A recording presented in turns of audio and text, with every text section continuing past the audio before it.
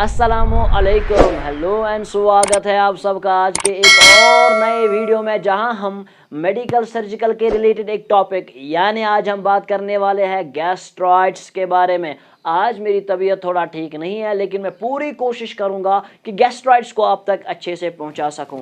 तो चलिए चलते हैं, गैस्ट्रॉइड्स के बारे में बात करते हैं। लेकिन इससे पहले कि मैं गैस्ट्रॉइड्स पे चला जाऊं, मैं आपको बताना चाहता हूं कि आज के इस वीडियो में हम सबसे पहले गैस्ट्रॉइड्स के इंट्रोडक्शन के बारे में बात करेंगे। उसके बाद हम गैस्ट्रॉइड्स के टाइप्स के बारे में बात करेंगे, फिर चाहे वो एक्यूट गैस्ट्रॉइड्स हो या फिर क्रोनिक गैस्ट्रॉइड्स हो, या फिर क्रोनिक गैस्ट्रॉइड्स में क्रोनिक इरोसिव गैस्ट्रॉइड्स हो या क्रोनिक नॉन इरोसिव गैस्ट्रॉइड्स हो, या फिर वो एट्रोपिक गैस्ट्रॉइड्स हो या फिर वो स्ट्रेस गैस्ट्रॉइड्स हो, एसिनोफिलिक गैस्ट्रॉइड्स हो या फिर हाइपरट्रॉपिक गैस्ट्रॉइड्स हो, जिसे हम जेंट हाइपरट्रॉफिक गैस्ट्रॉइड्स के नाम से भी जानते हैं। इसके बाद एटियोलॉजी के बारे में बात करेंगे, उसके बाद हम बात करेंगे क्लिनिकल मैनिफेस्टेशंस के बारे में, उसके बाद पैथोफिजियोलॉजी के बारे में बात करेंगे, उसके बाद डायग्नोसिस के बारे में बात करेंगे, एंड फाइनली हम गैस्ट्रॉइड्स के मैनेजमेंट यानी ट्रीटमेंट के बारे में बात करेंगे। तो इन टॉपिक्स के अंदर हम गैस्ट्रॉइड्स को कवर करने वाले हैं। तो चलिए चलते हैं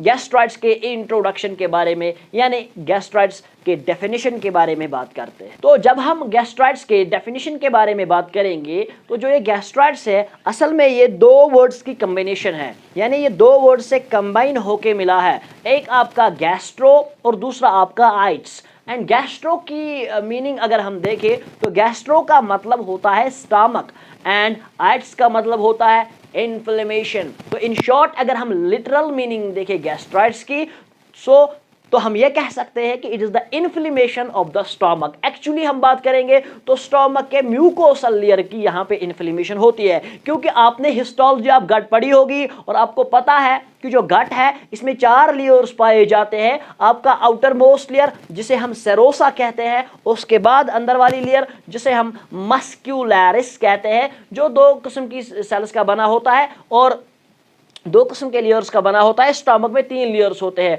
आउटर शाबाश, longitudinal, middle circular and inner oblique. वो आपने पढ़ा है। बहरहाल कहने का मतलब ये है कि जो आपका स्टमक है, जो आपका गट है, एलिमेंट्री कैनाल है, वो 4 लेयर्स का बना होता है। आउटर लेयर उसको हम क्या कहते हैं, सेरोसा। उसके बाद दूसरा लेयर उसे हम मस्कुलरिस कहते हैं। उसके बाद जो तीसरा लेयर है उसे हम सब म्यूकोसा कहते हैं। और इसके बाद जो इनर मोस्ट लेयर होता है एलिमेंट्री कैनाल का, या स्पेसिफिकली अगर हम बात करें स्टमक का जो इनर मोस्ट लेयर है, उसे हम म्यूकोसा कहते हैं। तो याद रखेंगे आप, यहीं पे सारे ग्लैंड्स पाए जाते हैं म्यूकोसा में, स्टमक में।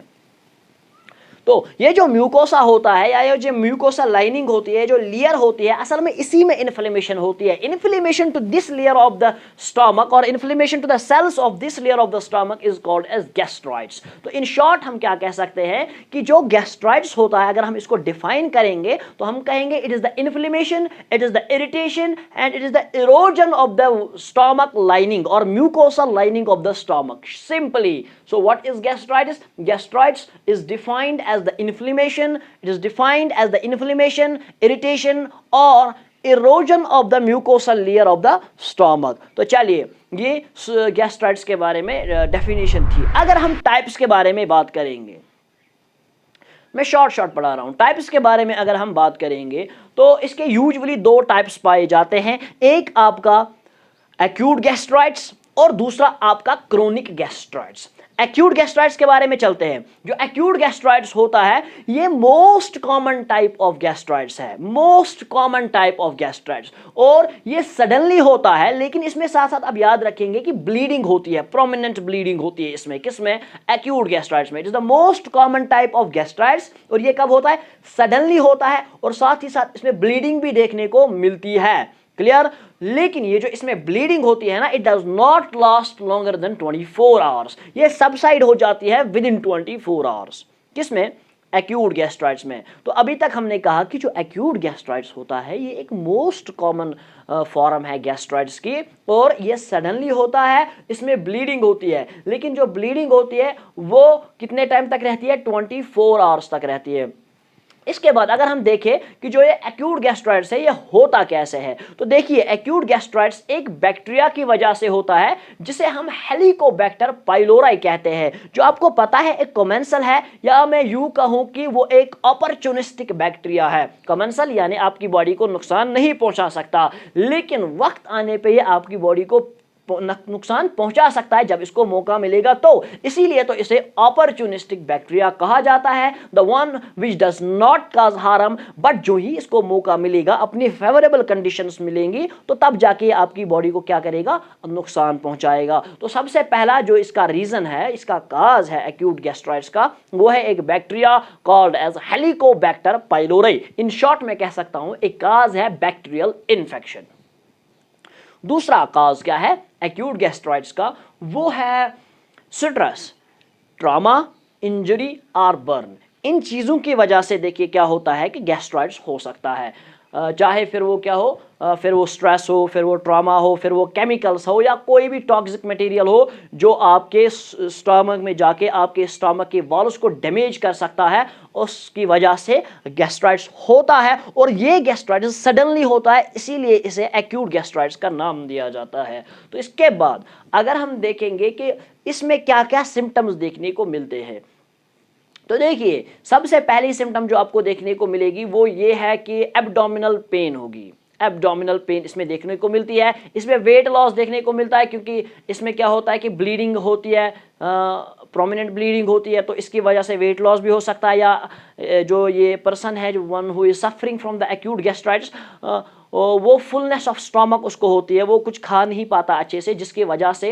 वेट लॉस बहुत ज़्यादा होता है। फुलनेस ऑफ स्टमक उसको रहता है, तो वो नई चीज़ें नहीं खा पाता। असल में गैस्ट्राइटिस में क्या होता है कि इंडाइजेशन होती है, इंडाइजेशन होती है, तो नई चीज़ इंसान नहीं खाएगा, नई चीज़ नहीं खाएगा तो वेट लॉस ऑब्वियसली होगा। तो वेट लॉस, और इसमें क्या होता है, वेट लॉस मैंने बोला, और साथ ही साथ मैंने एब्डोमिनल पेन भी बोला। तो ये एक्यूट गैस्ट्राइटिस के बारे में था। अब हम क्रोनिक गैस्ट्राइटिस के बारे में पढ़ेंगे, जो बहुत ही ज़्यादा इंपॉर्टेंट है। क्रोनिक गैस्ट्राइटिस की अगर हम बात करेंगे ना, तो जो क्रोनिक गैस्ट्राइटिस होता है, ये क्रोनिक गैस्ट्राइटिस ग्रेजुअली होता है। अगर हमने एक्यूट गैस्ट्राइटिस के बारे में बात की, वहाँ पे हमने बोला कि ये सडनली होता है, लेकिन क्रोनिक गैस्ट्राइटिस जो होता है ये सडनली नहीं होता, it occurs gradually, it takes time to develop, got it. So इसमें टाइम लगता है डेवलप होने में, किसमें, क्रोनिक वाले गैस्ट्राइटिस में। एक्यूट गैस्ट्राइटिस जल्दी होता है, लेकिन क्रोनिक गैस्ट्राइटिस जो है इसमें बहुत ज़्यादा टाइम लगता है डेवलप होने में। अब काज की बात अगर करेंगे क्रोनिक गैस्ट्राइटिस की, तो ये भी हेलिकोबैक्टर पाइलोराई की वजह से होता है। देखिए हेलिकोबैक्टर पाइलोराई जो है ना, वो दोनों किस्म के गैस्ट्राइटिस के लिए रेस्पॉन्सिबल है, acute gastritis as well as आपका क्रोनिक गैस्ट्राइटिस।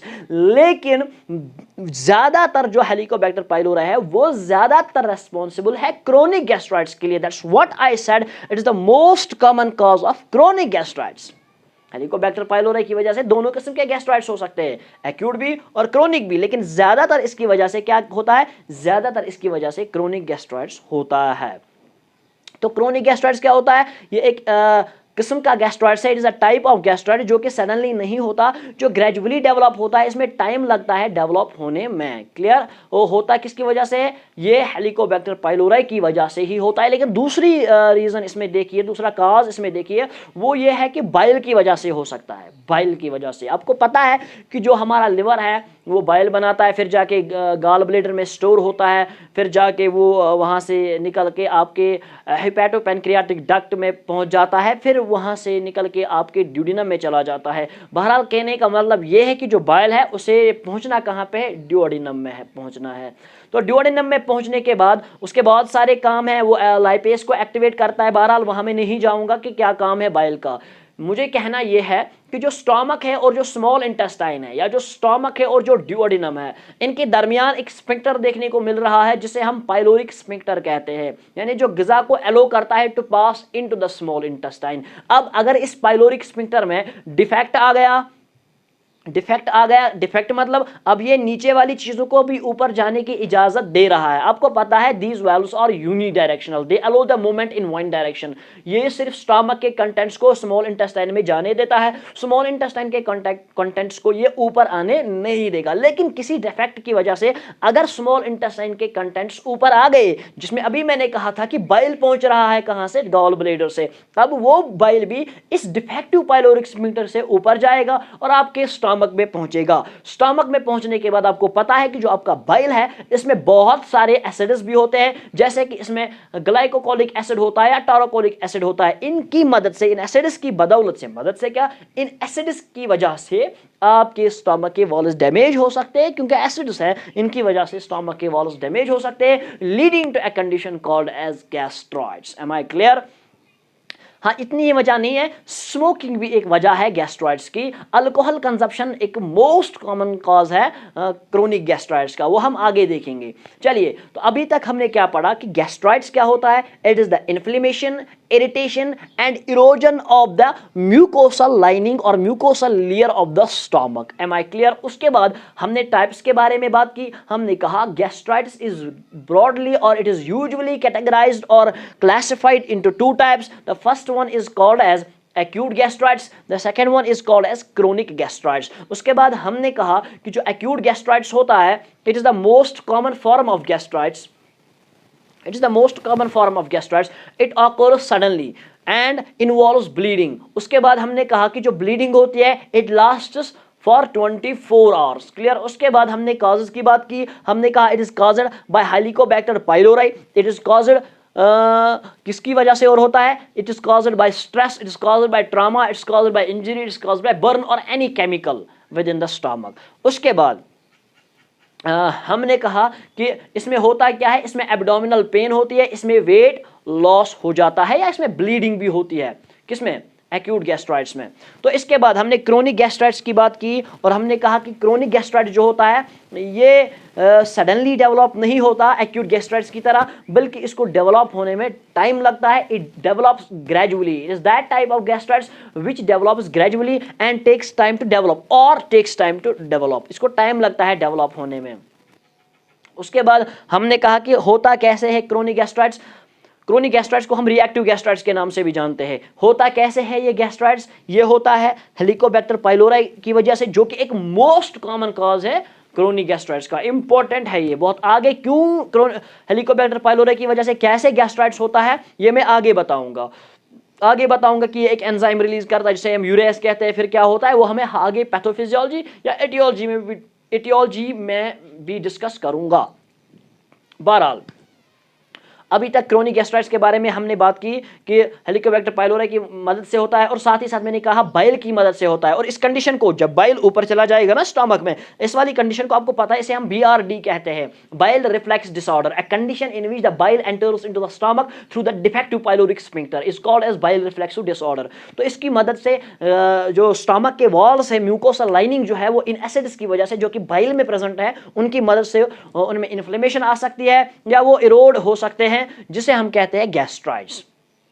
बहरहाल, आगे बढ़ेंगे। जो क्रोनिक गैस्ट्राइटिस होते हैं ना, इसके भी बहुत सारे टाइप्स हैं। क्रोनिक गैस्ट्राइटिस के यूजुअली बहुत टाइप्स हैं। दो इंपॉर्टेंट टाइप्स के बारे में हम बात करेंगे। पहला है chronic erosive gastritis, chronic erosive gastritis, और दूसरा है हमारा chronic non erosive gastritis. Chronic erosive gastritis में देखिए क्या होता है, इसमें इन्फ्लेमेशन भी होती है और इसमें जो स्टमक की लाइनिंग है वो इरोड भी होती है, लेजेंड्स भी होते हैं। सो याद रखेंगे आप, जो क्रोनिक इरोसिव गैस्ट्राइटिस है, it is that form of gastritis in which inflammation as well as erosion is seen. दोनों चीजें होती है, इसमें इन्फ्लेमेशन भी होती है, इसमें स्टमक की लाइनिंग इरोड भी हो जाती है, इसमें लेजेंड्स भी क्रिएट होते हैं, यानी इसमें कहने का मतलब है कि इसमें ब्लीडिंग होती है। क्लियर? तो ये होती है क्रोनिक इरोसिव गैस्ट्राइटिस। अब होती कैसे हैं? ये अल्कोहल कंजप्शन की वजह से होती है, और अल्कोहल कंजप्शन की वजह से क्या होता है, क्रोनिक इरोसिव गैस्ट्राइटिस, यानी ब्लीडिंग इसमें होगी ही होगी।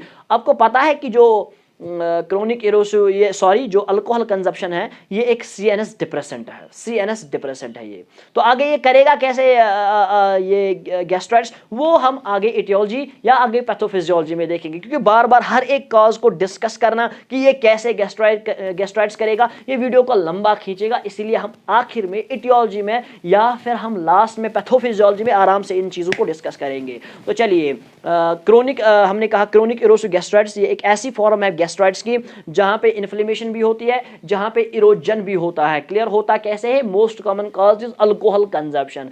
इसके बाद हम बात करेंगे क्रोनिक नॉन इरोसिव गैस्ट्राइटिस की। तो नॉन इरोसिव गैस्ट्राइटिस के बारे में आप याद रखेंगे कि जो क्रोनिक नॉन इरोसिव गैस्ट्राइटिस होता है इसमें खाली इन्फ्लेमेशन होती है, इसमें इरोजन नहीं होता है। अब ऑब्वियसली जब इसमें इरोजन होता ही नहीं है तो ब्लीडिंग होगी ही नहीं, या मैं यूं कहूं कि ब्लीडिंग इसमें प्रोमिनेंट नहीं होती। याद रखेंगे आप सिंपली, क्रोनिक इरोसिव गैस्ट्राइटिस में इन्फ्लेमेशन भी होती है, इरोजन भी होता है, तो ब्लीडिंग होगी। और क्रोनिक नॉन इरोसिव गैस्ट्राइटिस में सिर्फ इन्फ्लेमेशन होती है, इसमें इरोजन नहीं होता, इसमें स्टोमक लाइनिंग इरोड नहीं होती। अब स्टोमक की लाइनिंग इरोड नहीं होगी तो इसमें ब्लीडिंग प्रोमिनेंट नहीं होगी। तो ये था क्रोनिक नॉन इरोसिव गैस्ट्राइटिस। अब ये होता कैसे है? ये होता है BRD की वजह से, bile reflexive disorder. Bile reflexive disorder की वजह से क्या होता है? क्या होता है? Chronic non erosive gastritis. अब चूंकि अल्कोहल कंजप्शन की वजह से क्या हो रहा था? क्रोनिक इरोसिव गैस्ट्राइटिस, क्योंकि अल्कोहल कंजप्शन की वजह से पैराइटल सेल्स असल में एक्टिवेट हो जाती है। पैराइटल सेल्स एक्टिवेट होने की वजह से HCl सिक्रीशन ज्यादा होती है, वो मैं आगे दिखाऊंगा। आपने इंट्रासेलुलर पाथवे पढ़ा होगा कि HCl कैसे बनता है। जब सेलुलर रेस्पिरेशन होती है वहां से कार्बन डाइऑक्साइड और वाटर निकलता है, कार्बन डाइऑक्साइड और वाटर आपस में मिलकर H2CO3 बनाता है, जिसे हम कार्बोनिक एसिड कहते हैं, जो कि एक वीक एसिड होता है ना। मिनरल एसिड है लेकिन वीक एसिड है। All the mineral acids are strong except the H2CO3 which is a weak acid. तो बहरहाल H2CO3 बनता है, फिर इसकी डिकम्पोजिशन रिएक्शन हो जाती है, डिकम्पोजिशन हो जाती है। तो पहले मैंने क्या कहा कि वाटर और कार्बन डाइऑक्साइड मिलता है, वाटर एंड कार्बन डाइऑक्साइड मिलता है एक सेल के अंदर, पैराइटल सेल के अंदर, जो स्टोमक में पाई जाती है पैराइटल सेल, उसके अंदर कार्बन डाइऑक्साइड और वाटर आपस में मिल जाता है और बनाता है H2CO3 by an enzyme called as carbonic anhydrase। ये मैं किसी दिन cephalic phase of digestion में पढ़ाऊंगा। आपने पढ़ी होगी कि डाइजेशन के 3 फेजेस है, cephalic phase, gastric phase and intestinal phase। वो फेजेस आपने पढ़े होंगे। तो बहरहाल कहने का मतलब कि H2CO3 फिर ब्रेक हो जाता है और H पॉजिटिव आयन्स देता है और साथ ही साथ HCO3 नेगेटिव देता है। HCO3 नेगेटिव ब्लड में चला जाता है, वहां से क्लोरीन आता है, वो इस पैराइटल सेल में आता है। और अब आपके पैराइटल सेल में 2 चीजें, एक आपका H पॉजिटिव, दूसरा आपका Cl नेगेटिव। अब H पॉजिटिव जो है ये गैस्ट्रिन की मदद से, जब गैस्ट्रिन वहां पे आएगा या जब dorsal nucleus of vagus stimulate हो जाएगा, इसकी वजह से पैराइटल सेल एक्टिवेट हो जाएगी, या आपके अल्कोहल कंजप्शन की वजह से पैराइटल सेल एक्टिवेट हो जाएगी। जो ही पैराइटल सेल एक्टिवेट हो गई तो क्या होता है कि कैल्शियम की लेवल इंक्रीज हो जाती है। कैल्शियम की लेवल इंक्रीज होने की मदद से यहाँ पे प्रोटॉन पोटेशियम पंप होता है, वो ओपन हो जाता है, वो एक्टिवेट हो जाता है, जिसकी मदद से प्रोटॉन आपके पैराइटल सेल से बाहर निकल के आपके स्टमक के ल्यूमन में जाता है। तो इसी तरह क्लोरीन आपके ल्यूमन में चला जाएगा, वहां H पॉजिटिव और Cl नेगेटिव मिलेगा और बनाएगा आपका HCl। ये मैं इंशाल्लाह किसी दिन अच्छे से समझाऊंगा ताकि आपको अच्छे से कंसेप्ट क्लियर हो। फिलहाल आप इतना याद रखेंगे कि अल्कोहल कंजप्शन की वजह से पैराइटल सेल्स एक्टिवेट हो जाती है। पैराइटल सेल्स एक्टिवेट हुई तो HCl की सिक्रीशन ज्यादा होगी, आपके स्टमक में एसिड की सिक्रीशन ज्यादा। इसका मतलब they will deeply penetrate through the mucus and touch the mucosal layer of the stomach. Once the HCl secretion touches your mucosal layer, it can damage it and cause inflammation which is called as gastritis। तो बहरहाल HCl की secretion ज्यादा होगी तो आपके stomach की lining damage होगी, जिसे हम गैस्ट्राइटिस कहते हैं। तो बहरहाल इसी तरह बाइल जो है इसकी वजह से भी क्या होगी? इन्फ्लेमेशन होगी, गैस्ट्राइटिस होगी। लेकिन ये जो एसिड्स होते हैं उतने स्ट्रांग नहीं होते जितना HCl होता है, तो इसलिए इरोजन नहीं होता, सिर्फ इन्फ्लेमेशन होती है, जिसे हम क्रोनिक नॉन इरोसिव गैस्ट्राइटिस कहते हैं। इन शॉर्ट आप याद रखेंगे कि क्रोनिक गैस्ट्राइटिस के 2 टाइप्स है, क्रोनिक इरोसिव गैस्ट्राइटिस जिसमें इन्फ्लेमेशन भी होती है और जिसमें इरोजन भी होती है, यानी ब्लीडिंग होगी। क्यों? क्योंकि यहाँ पे आपके HCl की सिक्रीशन ज्यादा है। क्योंकि ज्यादा है क्योंकि आपने अल्कोहल ज्यादा कंज्यूम किया हुआ है। अल्कोहल कंजप्शन की वजह से पैराइटल सेल एक्टिवेट होने की वजह से HCl सिक्रीशन ज्यादा। क्लियर? तो HCl ज्यादा होने की वजह से आपके स्टमक की लाइनिंग डैमेज होगी, इन्फ्लेमेशन भी होगी, इरोजन भी होगा। अब क्रोनिक नॉन इरोसिव गैस्ट्राइटिस में क्या होता है? क्रोनिक नॉन इरोसिव गैस्ट्राइटिस में क्या होता है कि सिर्फ इन्फ्लेमेशन होती है, स्टमक की लाइनिंग इरोड नहीं होती। क्यों? क्योंकि ये बाइल की वजह से यूजुअली देखा गया, हालांकि अल्कोहल कंजप्शन की वजह से भी हो सकता है, लेकिन इसमें अल्कोहल कंजप्शन आप उतना नहीं करते हो कि वॉल्स इरोड हो जाए। सिर्फ क्या होता है कि आपने बाइल रिफ्लेक्सिव डिसऑर्डर की वजह से क्या होता है कि जब बाइल पाइलोरिक स्फिंक्टर की मदद से ऊपर चला गया आपके स्टमक में through the pyloric sphincter, duodenum से पाइलोरिक स्फिंक्टर के जरिए से कहां पहुंचा? आपके स्टमक में। वहां वो आपके स्टमक की लाइनिंग को डैमेज करेगा, लेकिन सिर्फ इन्फ्लेमेशन होगी, इरोजन नहीं होगा। It's called as chronic non erosive gastritis. हालांकि ये यहाँ पे ग्रीन स्क्रीन का मैं इस्तेमाल कर रहा हूं, इसीलिए मैं अच्छे से शायद नहीं समझा पा रहा हूं। बोर्ड का इस्तेमाल करता तो अच्छे से समझा पाता, इंशाल्लाह किसी दिन समझाएंगे। तो ये था क्रोनिक नॉन इरोसिव गैस्ट्राइटिस। आगे बढ़ेंगे, हमारे पास एक और किस्म की गैस्ट्राइटिस है जिसे हम एट्रोफिक गैस्ट्राइटिस कहते हैं। एट्रोफिक गैस्ट्राइटिस में क्या होता है कि जो म्यूकोसा है, म्यूकोसा लाइनिंग जो है, या मैं बात करूं म्यूकस की, sorry these are two different things, mucus and mucosa. Mucosa is a lining, mucus is a secretion secreted by the goblet cells present within the stomach. You know that our stomach has 35 million gastric glands or 40 million gastric glands. All the glands are of three types: cardiac glands, pyloric glands and corpophagy glands. वो सब आपको पता है, मुझे बोलने की जरूरत नहीं है। अगर पता नहीं है तो मेरे स्टमक का वीडियो देखिए, वहां पे मैंने बताया हुआ है। तो देखिए, ये जो गॉबलेट सेल्स होते हैं रिलीज करते हैं म्यूकस। क्या करते हैं? Release mucus. अब अगर म्यूकस की सिक्रीशन ज्यादा नहीं है, यानी म्यूकस की लेयर थिन है, म्यूकस की लेयर थिन है, अब म्यूकस की लेयर थिन है तो एचसीएल इजीली पेनिट्रेट करेगा ना, एचसीएल इजीली डैमेज कर सकता है स्टमक के लेयर को। तो इजीली अगर आपके एचसीएल आपके स्टमक की लाइनिंग को डैमेज कर सकता है due to what? Due to thinning of the mucus. अगर आपका म्यूकस लेयर जो है वो थिक नहीं है, ये स्टमक है, ये स्टमक की लाइनिंग है, इस पे म्यूकस है, लेकिन म्यूकस जो है, जो सिक्रीशन है, जो गॉबलेट सेल्स ने सिक्रीट किया है म्यूकस, वो थिक नहीं है, वो थिन है। थिन होने की मदद से, थिन होने की वजह से एचसीएल इजीली पहुंच पाता है कहां तक? आपके म्यूकोसल लेयर तक, क्योंकि बीच में क्या था? बीच में म्यूकस था जो म्यूकोसल लेयर को बचा रहा था, लेकिन अब वो लेयर ही थिन है तो एचसीएल इजीली आपके म्यूकोसल लेयर को डैमेज कर सकता है। तो इस वाले गैस्ट्राइटिस को, जहां पे गैस्ट्राइटिस हो, जहां पे इन्फ्लेमेशन हो, किसकी वजह से? आपके म्यूकस लेयर थिन होने की वजह से। इस वाली कंडीशन को हम एट्रोफिक गैस्ट्राइटिस कहते हैं। एट्रोफिक लफ्ज से ही पता चलता है, एट्रोफी का मतलब होता है डिजेनरेशन, एट्रोफी का मतलब होता है थिनिंग, एट्रोफी का मतलब होता है जहां पे कमी हो। क्लियर? तो यहां पे जो ये म्यूकस लेयर है वो क्या है? थिन है। तो म्यूकस लेयर थिन होने की वजह से भी आपको गैस्ट्राइटिस हो सकता है। और फरमान मुफ्ती यानी किराम पन्नी की ताइमन, this type of gastritis is called as, शाबाश, this is called as atrophic gastritis. इसके बाद हम आगे बढ़ेंगे। इसके बाद एक और किस्म का गैस्ट्राइटिस हमारे पास आता है जिसे हम कहते हैं एसिनोफिलिक गैस्ट्राइटिस। देखिए, एसिनोफिलिक गैस्ट्राइटिस को हम एलर्जिक गैस्ट्राइटिस के नाम से भी जान सकते हैं, क्योंकि ये वाला गैस्ट्राइटिस तब होता है जब एलर्जिक रिएक्शन हो। एलर्जिक रिएक्शन होने की मदद से जो गैस्ट्राइटिस होता है उसे हम क्या कहते हैं? उसे हम कहते हैं एसिनोफिलिक गैस्ट्राइटिस। क्यों कहते हैं एसिनोफिलिक गैस्ट्राइटिस? क्योंकि अगर हम इन्फेक्शन की बात करेंगे तो एलर्जिक रिएक्शन हो जाएगी। इन्फेक्शन हुआ तो एसिनोफिलिस का काउंट ज्यादा होगा। अब एसिनोफिलिस का काउंट ज्यादा होगा ना, तो एसिनोफिलिस का काउंट ज्यादा हुआ तो इसकी मदद से आपको गैस्ट्राइटिस हो सकता है, जिसे हम कहते हैं एसिनोफिलिक गैस्ट्राइटिस और एलर्जिक गैस्ट्राइटिस। इन सिंपल आप याद रखेंगे, the gastritis which is caused by the allergic reaction और the gastritis which is caused by the increased number of eosinophils is called as eosinophilic gastritis. इसके बाद हम बात करेंगे जियांट हाइपरट्रॉफिक गैस्ट्राइटिस के बारे में। अब जो जियांट हाइपरट्रॉफिक गैस्ट्राइटिस होता है, ये कब होता है? हाँ, एट्रोफिक गैस्ट्राइटिस के बारे में आप याद रखेंगे, वो ऑटो इम्यून डिजीज की मदद से भी हो सकता है। तो आगे बढ़ेंगे। फिलहाल हम बात करें जियांट हाइपरट्रॉफिक गैस्ट्राइटिस के बारे में। जियांट हाइपरट्रॉफिक गैस्ट्राइटिस एक ऐसी फॉर्म है गैस्ट्राइटिस की जो कब होती है? जो जब एबनॉर्मल सिक्रीशन हो एचसीएल की। दो वजह आप याद रखेंगे, एक या तो एचसीएल की सिक्रीशन एबनॉर्मल हो, abnormal secretion of the HCL leads to a disease called as giant hypertrophic gastritis. Clear? या आप याद रखेंगे कि प्रोटीन डेफिशिएंसी की मदद से क्या होता है? गैस्ट्राइटिस होता है। कैसे होता है आगे देखेंगे। प्रोटीन डेफिशिएंसी की मदद से भी गैस्ट्राइटिस होता है। इसी वाली गैस्ट्राइटिस को हम कहते हैं giant hypertrophic gastritis. It is that form of gastritis which is caused either by abnormal secretion of HCL और बाय, शाबाश, और by protein deficiency, it is called as शाबाश जायंट हाइपरट्रोफिक गैस्ट्राइड। ये थे आपके टाइप्स। अब एटियोलॉजी के बारे में बात करेंगे।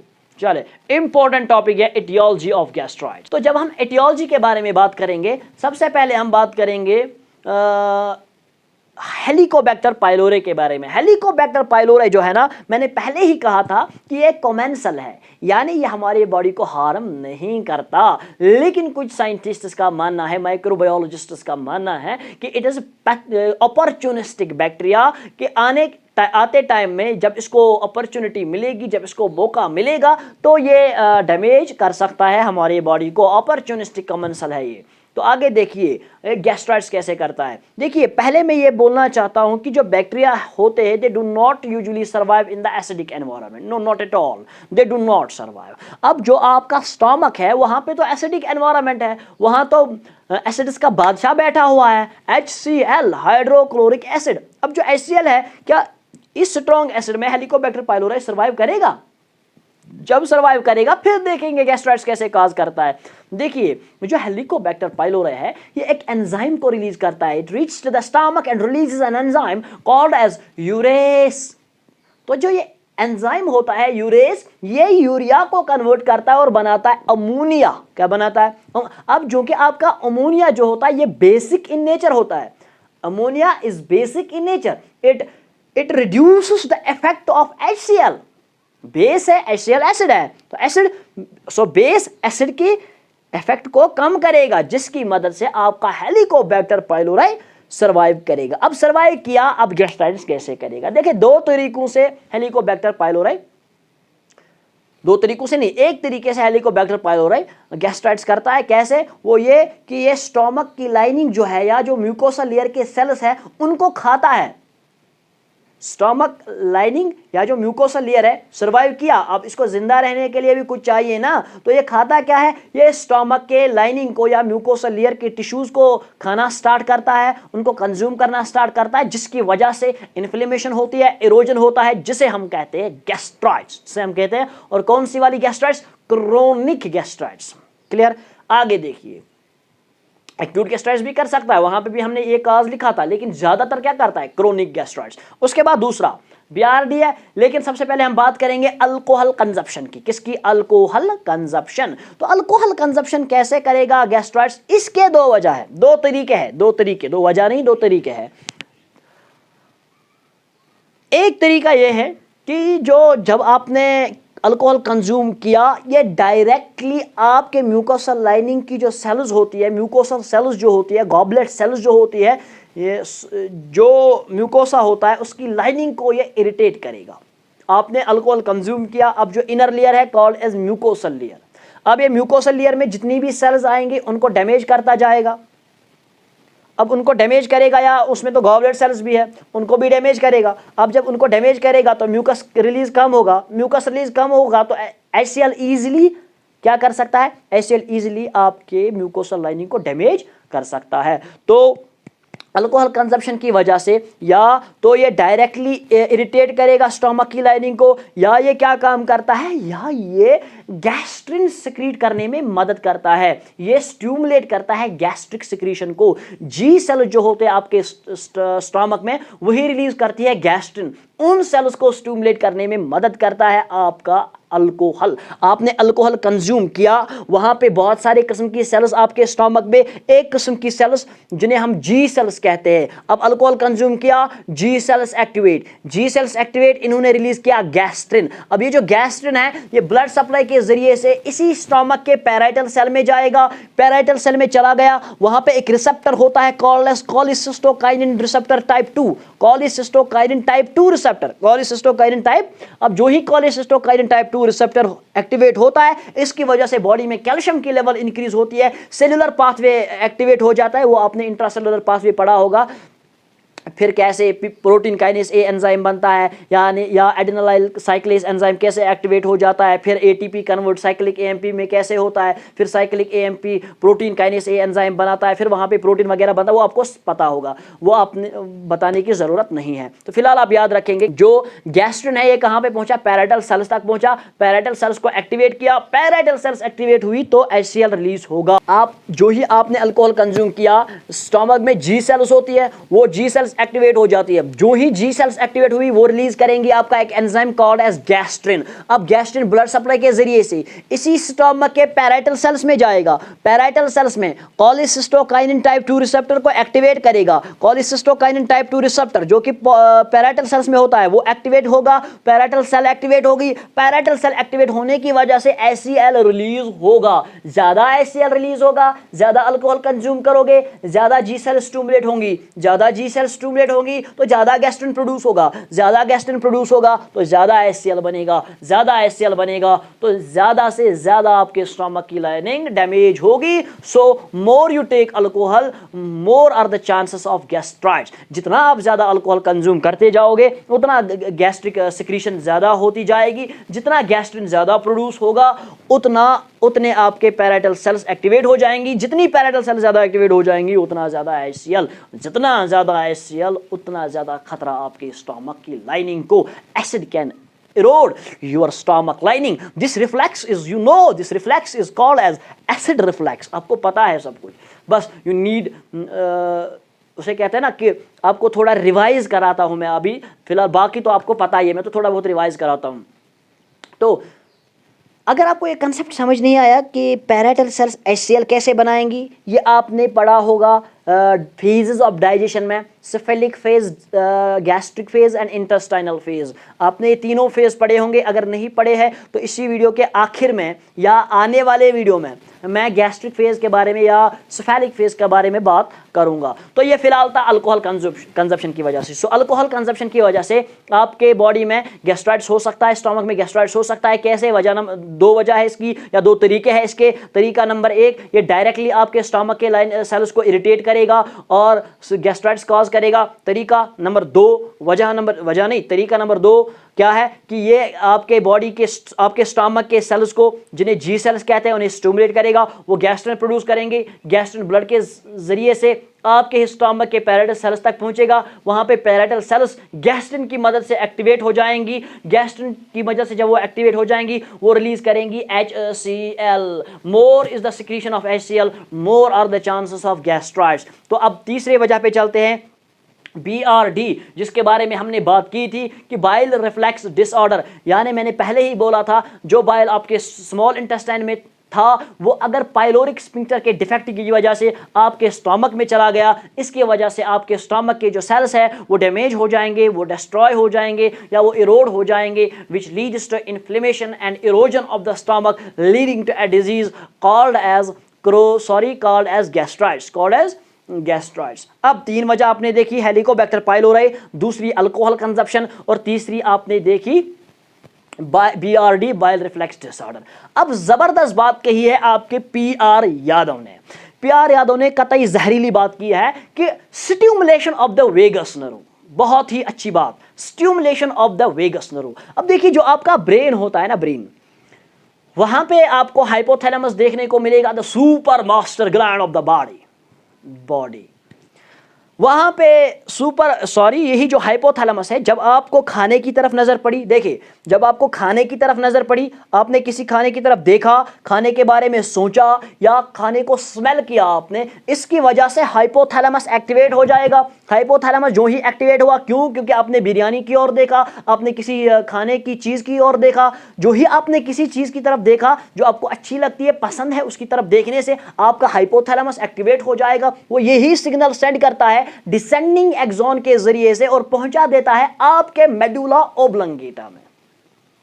मेडुला ऑब्लंगेटा में एक न्यूक्लियस होता है जिसे हम डोर्सल न्यूक्लियस ऑफ वेगस कहते हैं। वेगस नर्व भाई, डोर्सल न्यूक्लियस ऑफ वेगस कहते हैं। डोर्सल न्यूक्लियस ऑफ वेगस तक जब ये स्टिमुलेशन पहुंची तो dorsal nucleus of vagus activate हो जाता है। जो ही dorsal nucleus of vagus activate हो जाता है, ये इस सिग्नल को स्टोमक तक पहुंचा देता है through a nerve called as post ganglionic muscarinic nerve of vagus. Post ganglion muscarinic nerve of vagus, इस नर्व के जरिए से इस स्टिमुलस को कहां पहुंचा देता है? आपके स्टमक के पैराइटल सेल्स तक। और जो ही ये स्टिमुलस आपके पैराइटल सेल्स तक पहुंची, आपकी पैराइटल सेल्स एक्टिवेट, आपकी पैराइटल सेल्स एक्टिवेट तो HCl प्रोड्यूस कैसे होगा वो हम इंट्रासेलुलर पाथवे में देखेंगे जब हम प्रोटॉन पंप को इंशाअल्लाह पढ़ेंगे। तो फिलहाल आपने याद रखा कि खाने की तरफ देखकर क्या हो गया, खाने की तरफ देखकर आपका जो डोर्सल न्यूक्लियस ऑफ वेगस है वो एक्टिवेट हो गया। उसने स्टिमुलस किसको भेजी? उसने स्टिमुलस पैराइटल सेल्स को भेजी। पैराइटल सेल्स ने रिलीज क्या किया? HCl। तो ज्यादा dorsal nucleus of vagus activate होगा, ज्यादा सिग्नल पहुंचेगी, ज्यादा सिग्नल पहुंचेगी तो ज्यादा HCl रिलीज होगा, ज्यादा HCl रिलीज होगा तो ज्यादा डैमेज होने के खतरात है। क्लियर? अब आपने खाना खाया, पेट भर के खाना खाया, अब आपका स्टमक डिस्टेंड हो रहा है ना, डिस्टेंड हो रहा है। जो ही आपका स्टमक डिस्टेंड हो जाएगा, आपके स्टमक में रिसेप्टर्स होते हैं, the receptors are called as stretch receptors. वो स्ट्रेच रिसेप्टर जब एक्टिवेट हो जाएंगे, वो सिग्नल वापस इसी को भेजेंगे, किसको? इसी डोर्सल न्यूक्लियस ऑफ वेगस को भेजेंगे बाय सब म्यूकोसल प्लेक्सस। अब सिग्नल किसको पहुंची कि यार स्टमक में बहुत ज्यादा खाना है, कुछ करो। जब ये सिग्नल किसको भेजी? डोर्सल न्यूक्लियस ऑफ वेगस तक पहुंची कि यार खाना बहुत ज्यादा है, कुछ करो। डोर्सल न्यूक्लियस ऑफ वेगस फिर से एक्टिवेट, सिग्नल वापस भेजेगा कि उसको स्टमक की पैराइटल सेल्स को क्या सिग्नल कि यार स्टमक में खाना तो ज्यादा है, HCl प्रोड्यूस करो ना ताकि ये खाना ब्रेक हो जाए। This whole reflex is called as vagovagal reflex. This is called as vagovagal reflex. Am I clear? तो इसको हम डिटेल में पढ़ेंगे, अभी ऐसे ही हवा में मैं समझा रहा हूं। क्वांटम बायोलॉजी यहाँ पे ऐसे समझ नहीं आएगा, जब बोर्ड पे पढ़ेंगे तब अच्छे से इंशाअल्लाह समझ आएगा। तो फिलहाल 4 वजह हमने पढ़ी। सबसे पहली वजह हेलिकोबैक्टर पाइलोराई, दूसरी वजह आपने पढ़ी अल्कोहल कंजप्शन, तीसरी वजह BRD, फोर्थ रीजन जो कि PR यादव ने लिखा है वो है क्या?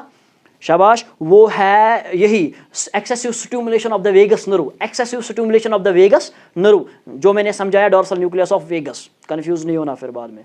उसने एक और बात वहां पे लिखी है, ZES Zollinger Allison syndrome. Zollinger Allison syndrome, अब मैं नॉर्मली आपको समझाने की कोशिश करूंगा कि ज़ोलिंगर एलिसन सिंड्रोम में क्या होता है। अब ये डिटेल में मैं नहीं जाऊंगा क्योंकि वीडियो बहुत खींचेगा, शॉर्ट में बोलूंगा कि ज़ोलिंगर एलिसन सिंड्रोम में HCl की सिक्रीशन ज्यादा होती है। क्यों ज्यादा होती है? क्योंकि गैस्ट्रिन की सिक्रीशन ज्यादा होती है। ज़ोलिंगर एलिसन सिंड्रोम में G सेल्स एक्टिवेट हो जाती है, गैस्ट्रिन ज्यादा प्रोड्यूस होता है। गैस्ट्रिन ज्यादा प्रोड्यूस हो जाएगा तो पैराइटल सेल्स एक्टिवेट हो जाएंगी, पैराइटल सेल्स एक्टिवेट तो HCl तो गैस्ट्राइड्स।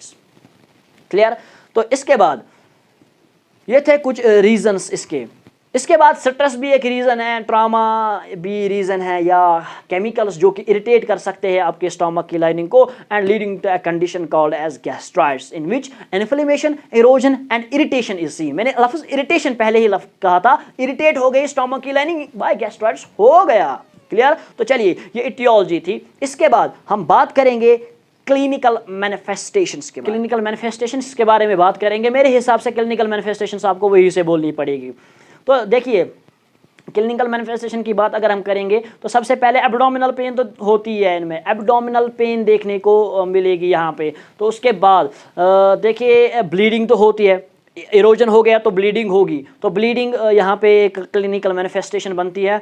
उसके बाद मेलिना यानी जो फीसस है, या जो फीसस है, फीसस के साथ क्या देखने को मिलेगा?